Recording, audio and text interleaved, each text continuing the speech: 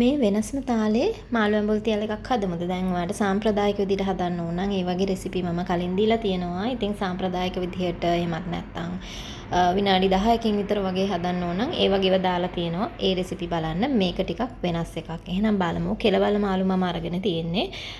මාළු 250කට නම් වැඩි මෙතන. මම ඉස්සෙල්ලා මේ මාළු ටික මැරිනේට් කරනවා.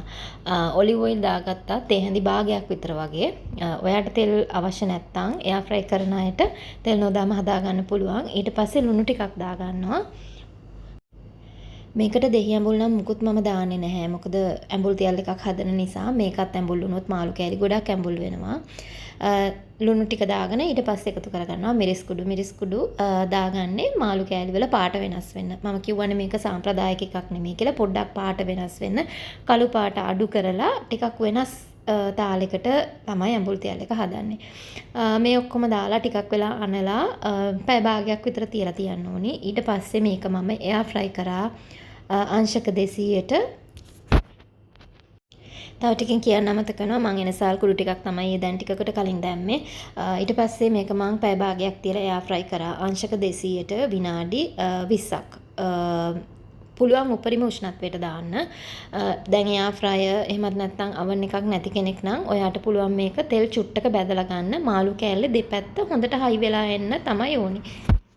තුල තම්බන්න නැහැ වටේ සීල් වෙලා එන්න ඕනි. මං මාළු එක මැරිනේට් වෙන අතරේ ඔන්න ඇඹුල් තියල් එකට හදා ගන්න හදන්නේ 3-5ක. මම ගත්ත කරපිංචා කොළ 2ක 3ක විතර වගේ ඉති. ඊට පස්සේ ඒකට දාගන්නවා ගම්මිරිස් කුඩු තේ හැඳි 2ක් විතර වගේ දාගත්තා. ඔයාට ඔයාගේ රස අනුව දාගන්න පුළුවන්. ඊට පස්සේ ඒකටම මම දාගන්නවා ලුණු. ලුණුත් එකතු කරන්නේ මේ මිශ්‍රණයටම තමයි. ලුණු රස අනුව දාගන්නවා. ඊට පස්සේ දාගන්නවා මේකට කොත්තමල්ලියට මෙන්න මේ වගේ හැන්දක්. මේක තේ හැන්දට වඩා ටිකක් පොඩි. ඒක නිසා ටිකක් තේ හැන්දකින් ගන්නවා නම් තේ හැන්දි භාගයක් විතර වගේ ගන්න. ඊට පස්සේ ඒකටම දා ගන්නවා සූදුරු. ඒක ගත්තේ ඒ හැන්දෙම කාලකටත් වඩා අඩුවෙන් ටිකක්.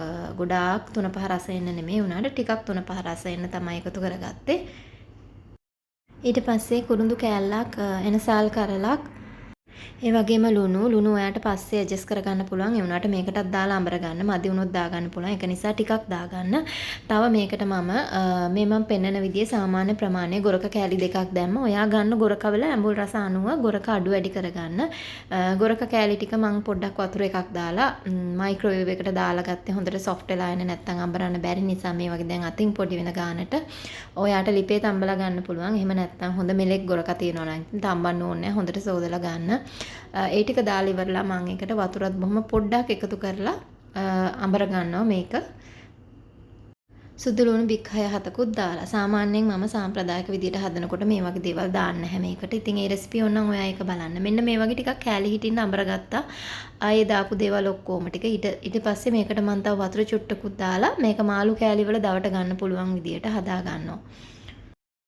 ඒක හදලා ඉවරලා මම මාළු ටික දාගන්නවා එයා ෆ්‍රයි එකට ෆ්‍රයි වෙන්න. ඔයා ලිපේ ෆ්‍රයි කරනවා නම් ඉතින් තෙල් ටිකක් දාලා බැදලා ගන්න.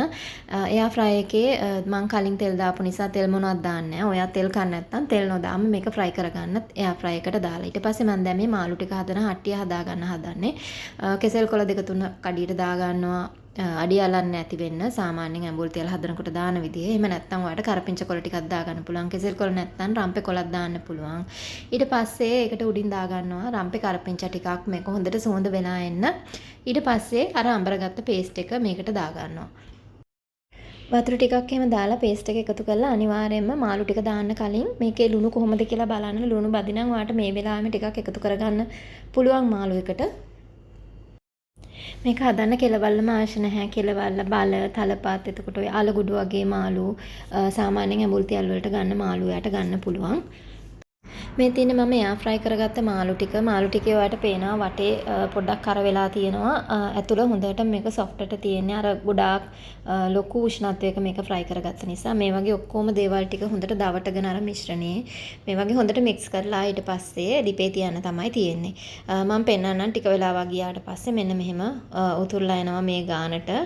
සරින් සරේ මේම හොලවමින් ඉතින් ඇඹුල් තියල් හදනවා වගේම හදා ගන්න ඕනේ මේක ඔයාලට කැමති ගානට එනකන්. මෙන්න මේ වගේ ගානකට ආවට පස්සේ ඔක්කොම වතුර ටික හිඳිලා අලුණු එහෙම බලන්න ඕනි. මම මේක ලිප ඕෆ් කර ගන්නවා. ඊටු ටික රස්නෙට හිඳෙන්න.